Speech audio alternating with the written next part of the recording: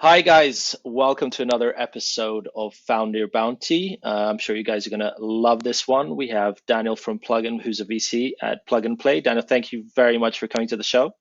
Thanks for having me. And guys, don't forget to like and subscribe. If you do like this, feel free to comment below if there's anything you'd like to ask. We hope to have Daniel on as well as one of our mentors. So welcome to the show today. Please feel free to give an introduction. Yeah, thank you, Vlad. Very nice to be here. I mean, we've met, I think, last time or the first time in 2017, 2018. When was it? Startup Autobahn. That is correct. Yes. We had a startup at part of Startup Autobahn a while back. All right. Yeah, but I guess I first introduced myself in Startup Autobahn because people probably don't know what we're talking about here. So, yeah, I mean, I don't know where to start. I'm 35 years old, so I did a couple of things in the past. I guess my very first thing I never really talked about, and you don't find any traces in internet about it because it was so early, was when I tried to build and sell an hotel reservation system. That was in 2004. Was a teenager with my best friend. We had no clue what we were doing. We didn't know the word startup, anything. Anyway, then that failed. Then 10 years later, I started a company. In between, I did an apprenticeship, worked full-time for a bit in retail, started studying and so on. And then I tried with the same guy I failed before. We started the next company that was then in around 2014. Tried it again. Now we knew the term startup. Now we knew the term venture capital. We knew Mark Zuckerberg and, everything developed. So You people watched the knew the movie. term. You watched the movie, Yeah, The Social Network. that, that, I- that, Everyone thinks they're going to become the next Mark Zuckerberg. I know that feeling. No, but that was really not the goal. But it was very interesting because when we started, I Right. mean, now I'm thinking back, and we had a startup in 2004, and with a very good and interesting product for the time. We just didn't know even the term startup. And now, when we did in 2014, the landscape changed totally because everyone, Totally. they Yeah. know Instagram, they know Facebook, and people know the term startup, and there were a lot of incubators. So it was a way different environment. It was very helpful. It's also great what you're building here with Founders Bounty. This is exactly what we need in the market because we probably would have been successful. Like it was an interesting product back then, but we had no clue. We were teenagers, didn't even speak English or anything. It was super early. But anyway, the second try was a little bit better. We had some B2B customers. Right. We were part of the European Space Agency incubator close to Frankfurt and Stuttgart. In the end, we also failed again. But we had lots of learnings, and that's what leads me kind of to today. After the failed startup, what to the listeners out there, you can do nothing wrong if you start a company because you will build a network and it will bring you somewhere. And this is exactly what happened to me. I studied business and I started a company while being at the European Business School there in southern Germany. And so many of my fellow students said, "Well, that's so bold what you're doing," and I'm like, "Why is that bold? This is like such a common sense decision. I mean, I start a company, I grow a network. If it fails, whatever. I don't give up a high salary. I don't have any salary, so whatever. Let's start it now. Let's do it now, and I will know so many people afterwards." And that's exactly what happened. And this is how I became a VC and now work for Plug and Play and Startup Autobahn. Because when I failed with the startup, I had the network and people knew me, so I was approached by my professor who just talked to Mercedes-Benz and the University of Stuttgart and said, "Hey, there's something happening. They want to build an open innovation platform." That's all I knew. I'm like, okay, why not? Let me speak to them. And then I met Philip Kneiting back then, the head of open innovation at Mercedes-Benz. And he told me about the plans and what they want to build. And then I joined them building this platform. And then Plug and Play came. And Plug and Play is kind of the company behind Startup Autobahn today, which is an open innovation platform. What that means is we connect startups with our corporate partners, such as Bosch, Mercedes-Benz, Bosch, and so on. That's how I met you, because we had a startup once, and we connected you with those players. Yeah, and that was in 2016, and since then I've been with the company. We grew crazy. We now have offices all around the world. It became much bigger. I mean, I could talk forever about Plug and Play, but maybe just for the Of listeners, course. Yeah. the high Well, level thing in 3 sentences is we do venture capital. So we do 250 investments per year. Venture capital, probably the most important thing about us. We do corporate innovation, right. just as I described Startup Autobahn. So partners, but not only in the automotive space. For example, in the US, we partner with Walmart. We have, I think, 500 corporate partners globally. And we have accelerator programs. So Got it. they always have an industry focus. So Got it. that's play. So just coming back to your point about when you had your first company and people at university were looking at you weird, what are you doing? You're taking all this risk, you should be working for a company. And I think that's a really good point. I think we've talked about this in Founder Bounty's past episodes about being scared about reputation, scared of failure. I think it's so common that a lot of corporates, I'm not sure they necessarily like people who are maybe a little bit too innovative, but at the same time taking those kind of risks and putting yourself out there because you're really attached to that business, whatever you do, forever. Right. And I think when people were looking at you strangely, you looked at about it from a different. So it's definitely specific character traits that kind of, are on an entrepreneur, right? At the end of the day. Yeah. I think entrepreneurs are more likely to be a bit crazy, to dismiss Mm-hmm. negative feedback. You have to be a little bit, like, okay, whatever, there's so much risk and it probably fails, but I still believe in. It's a fine line. I mean, Yeah. we Yeah. had the Startup Autobahn, we had now 400 companies, Yeah. which we connect with our corporate partners. I've met a lot of founders alone through the program, Yeah. not even talking about investment in my own entrepreneurial endeavors. So, uh, some of them, it's and those are the ones you also don't want to invest in if they're like, you think, okay, you need to, if they're not teachable, if they don't listen to feedback and so on. I'm not saying that I always have the best feedback, but sometimes you hear a lot around, you listen around. So you need this person who dismisses the risks and still wants to do it, but Yeah. also it Yeah. can be too crazy. You think, man, you're trying this for 4 years now already, and you just don't get the traction. You don't get the early signs of Yeah. Yeah. Yeah. That probably is. It's product market fit. So this is kind of the fine line.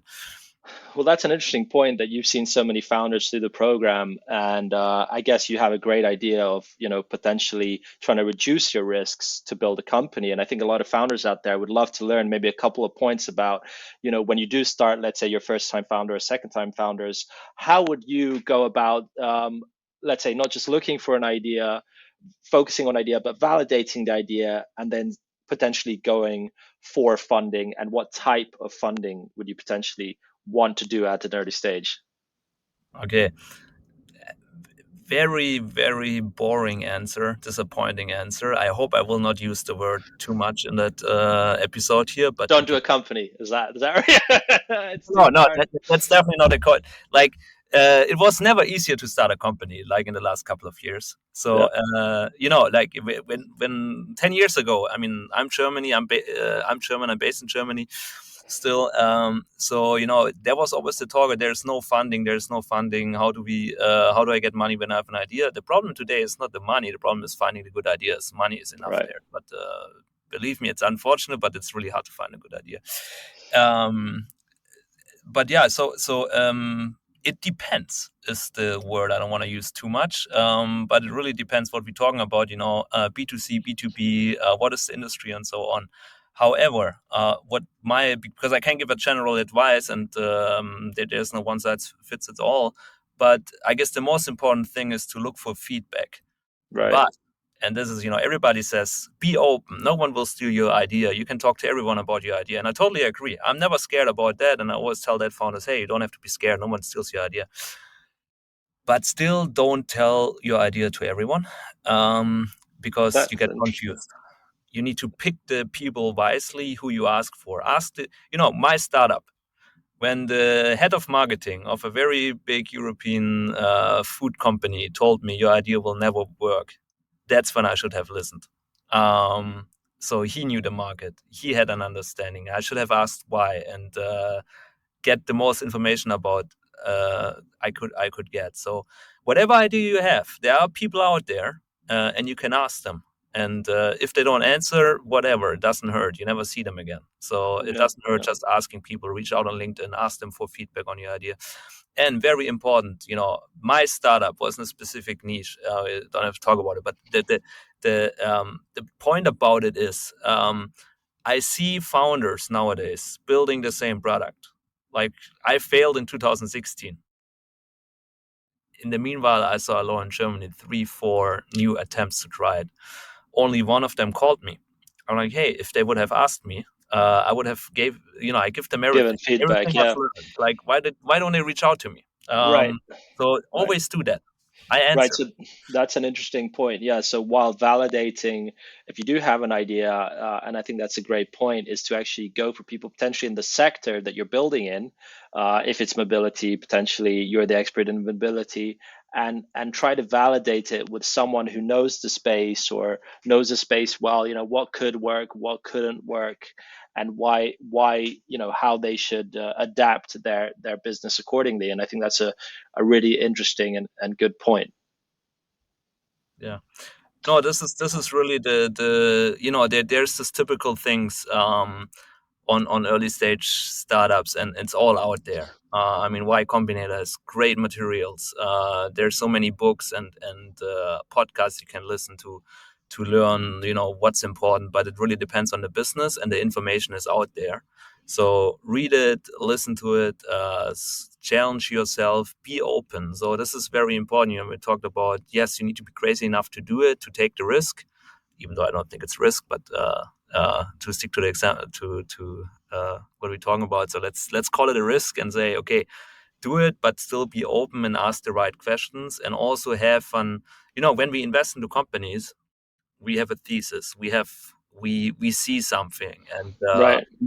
we say, okay, we invest because we think XYZ is going to happen and turn out. And if it doesn't turn out that way, we are wrong. We did wrong bet, and that happens. That's nothing bad. You just have to learn from it and try to improve your next bet. And this is what you have to focus on when you invest, and also when you start a company. And most of the ideas, I actually never see like that.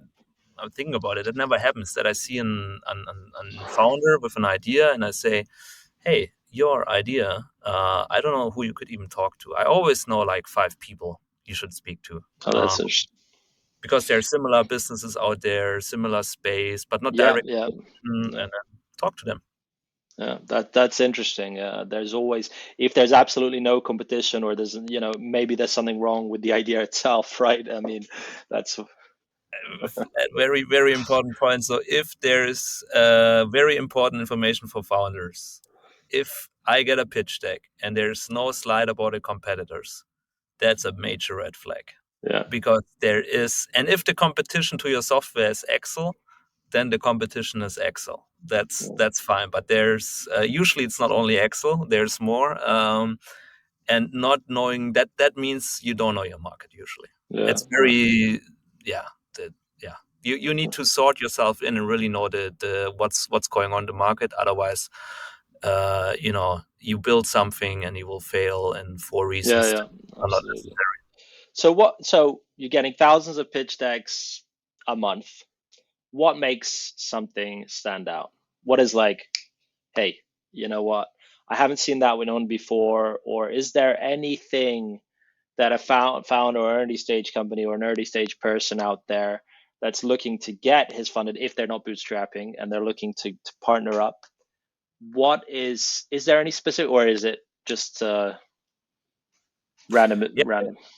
No, there as always it depends, but there are really a few things you can easily avoid, and or things I would say, I'm not only speaking about plug and play, every VC is looking for. I mean, there are red flags. I say, okay, I don't like that. I probably don't take the time to hop on a call with the founder. And we have to. This is the first bet we have to take.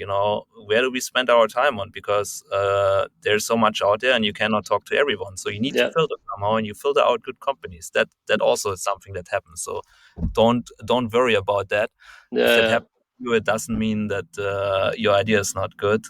We miss a lot of good companies. Every VC does, but I mean, certain things. Let's start with the very basics. And there's sometimes you get still today, there's pitch.com, there's canva.com. There's so many resources to build a nice deck. Yeah, Big yeah, deck. for sure. Like if you send me a deck where I'm like, this is not like, I'm not saying Mm, it needs to look like, oh man, this guys are the best. They can build the best products. It's so cool, it looks good. Everything, every sentence is on point and so on. But get the basic at least right, and it depends then on, like, is it, let's say it's easy example, a meditation app. Yeah, look at a meditation app. You have a B2C focus. You need to build a nice app. If your pitch deck doesn't look like that, yeah, I'm interested probably because you don't get the basics right. If you are a robotics company, I don't care so much about your pitch deck from the way it looks. We're talking right, about right, things here. So here I would look for an outstanding team, definitely. This is, right. I mean, team. You can break it down. Sometimes we say, there are some people, you probably heard that there's 3 T's, traction, team, technology. I would also add timing is super important. Time, There's yeah, so yeah, many ideas out there which only work because it was the right time and the right place. yeah, So you can also call it luck. But yeah, all of this is important, but really get the basics right. Have a competitor slide in there, know your market, know your numbers. Like, it's early stage, you don't know numbers. For, in many cases, you just don't know how much, if it's pre-MVP even, you don't know your customer acquisition costs. right, But have an idea, have an idea at least how it could turn out. We want to see that you really thought it through.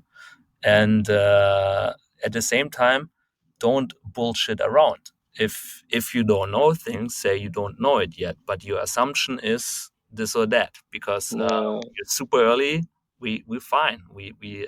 Some founders, they just make up things, or they send you a Excel file which is really in depth and in detailed. depth, yeah, You think like, okay, all the numbers, I change one thing up here in this row and everything changes. So this is not what we need. But we need to have right, you have to really know the answers to the critical questions.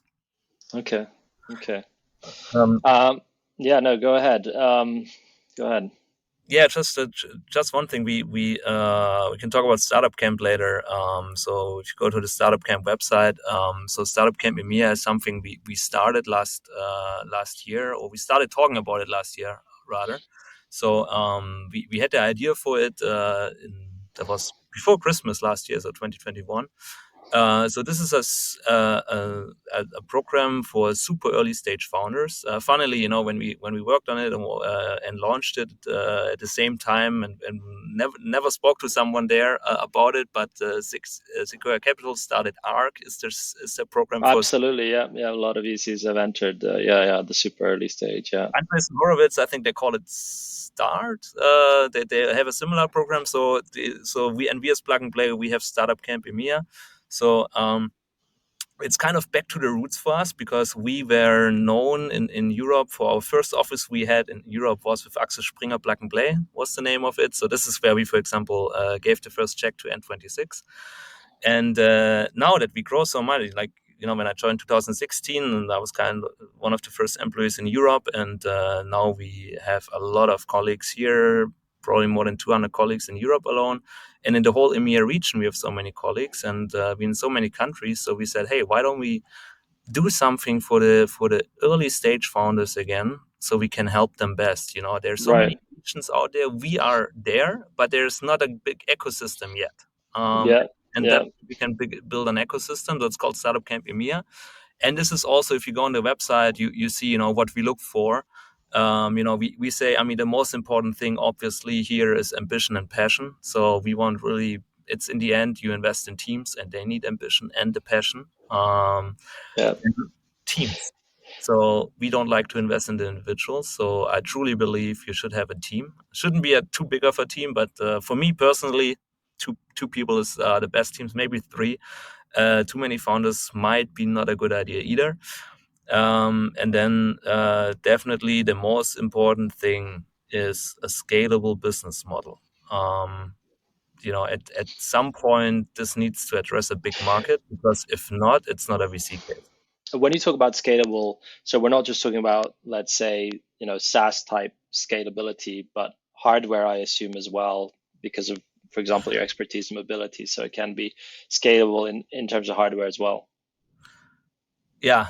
So hardware is a special topic. So first of all, I think we even wrote on the website something like, your MVP shouldn't be scalable, but we want to see the Right. potential. There's a scalable business model behind it. So number one, and then hardware investments. I mean, everyone knows it. It's hard. Hardware. It's just so It tricky to build a good business. So yes, it is. also needs to be scalable. I mean, it depends also a little bit on um, You can what always we do a talk. franchise. You can always do a franchise model. Hey, if you're doing hardware potentially, so there's always a solution, right? Yeah, there were ways around. I mean, yeah, and the question is, what is a hardware business? I Yeah. mean, when I say hardware business, I mean really that the core of your business, or your USP and is the hardware, or your IP is loaded in the hardware. Yeah. If you need an off-the-shelf sensor for your idea, this is not a hardware business. Yeah. No Yeah. one cares, but that's another Yeah. issue. Yeah. Okay. Cool. No, very interesting. I think a general theme. A lot of VCs have been looking at getting into companies at a very very early stage, and as you've said, have started programs like ARC and Startup Camp EMEA to get in at a very very early stage, which is great for very early stage founders. Who, because a VC not only brings, let's say, monetary benefits from a financial perspective, but also the network. So I know the Plug and Play network is very strong. The YC network is very strong, and I know that you guys support your founders once you do invest for in the long term, right? So you stay in touch with them and you continue to help them, throughout their journey until exit or acquisition or whatever it may be. So I think that's something that we had as a company as well in our fuel on demand business, and that was constant, anything that we need help with, obviously Plug and Play was there as well. So it was a great kind of win-win situation. um Go ahead. Therefore, I would say it's when we talk about risk, I mean, it was never easier. And look at your business as an example.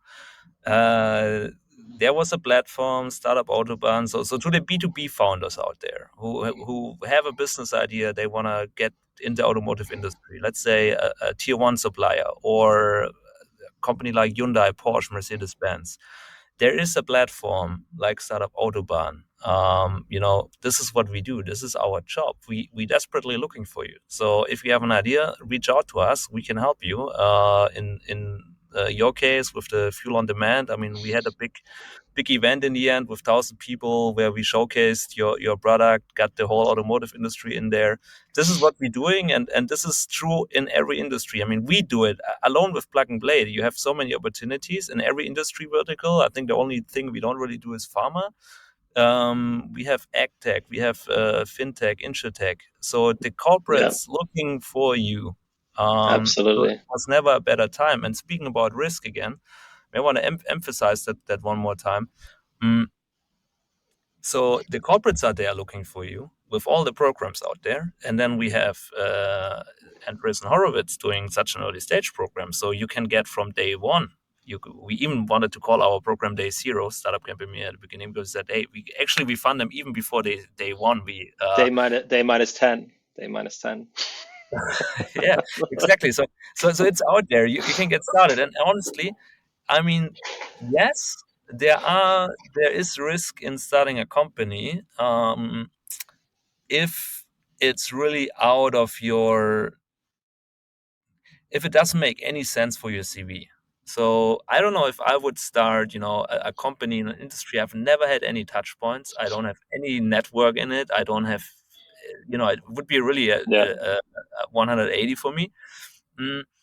But I mean, most things I would start. I mean, they pay into my network and get to know new people. I build something, and if it fails, I will find another job. This will my CV will be even more interesting than before. After my business failed, I did not only get in touch with Plug and Play. I also got I got calls by the biggest retailers in Germany, because that was in that space my business was in, and they knew, okay, it didn't work out, they stopped, so let's hire him, we want to start online business. So this is what happens. That then I was approached by an other incubator from the they wanted me to help them build an office. And what else? I had two founders who wanted to start the next. They asked me to join their company. Now they wanted to start. So and all of that just happened because I had a startup. What would have happened if I would have joined a big corporation? Absolutely, it brought you somewhere else. Yeah, for sure. I think I agree with that. I think it definitely leads you, even if you give it a shot. You never know where you're going, but it will, bring you potential network into the next thing, and that's part of your journey that you were given. So I think that's a really interesting point.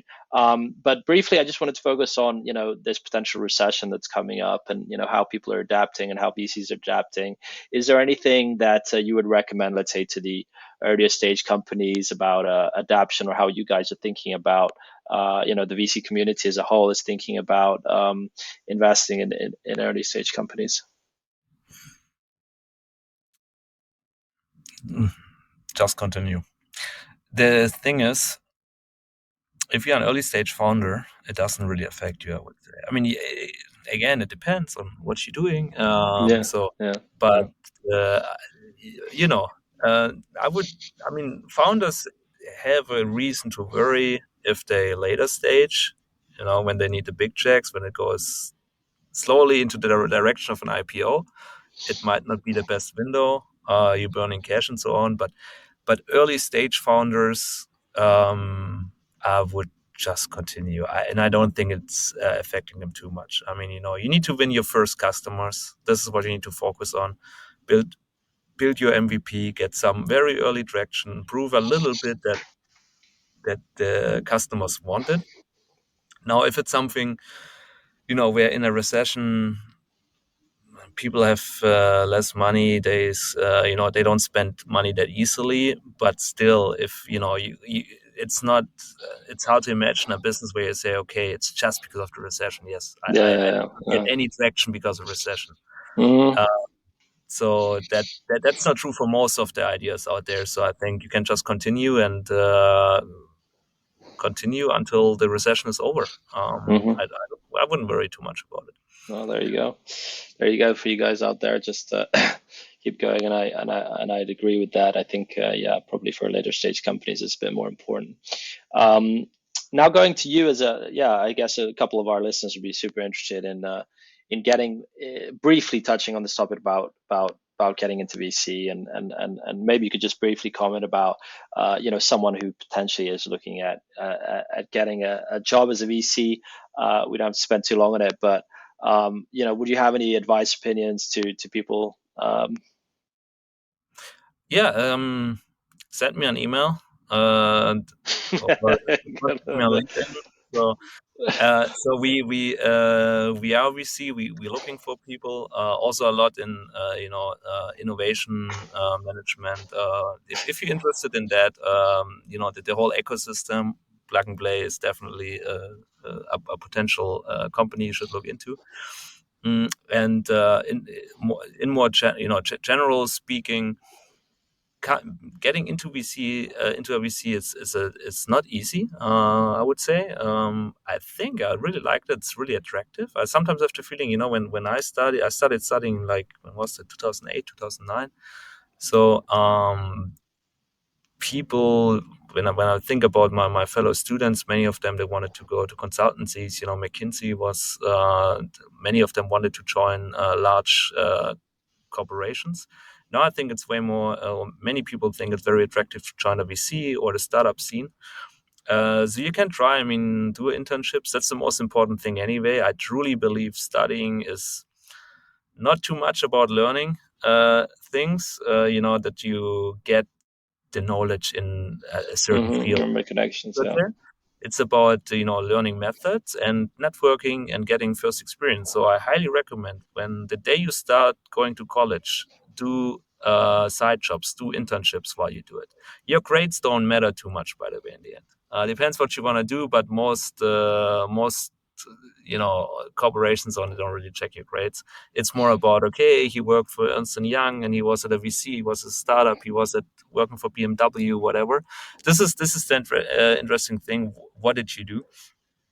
So that's true in general. And then speaking about VC, I mean, really, if you look at the biggest VCs, usually you need to take the risk and start a company uh, to a good exit, and Absolutely.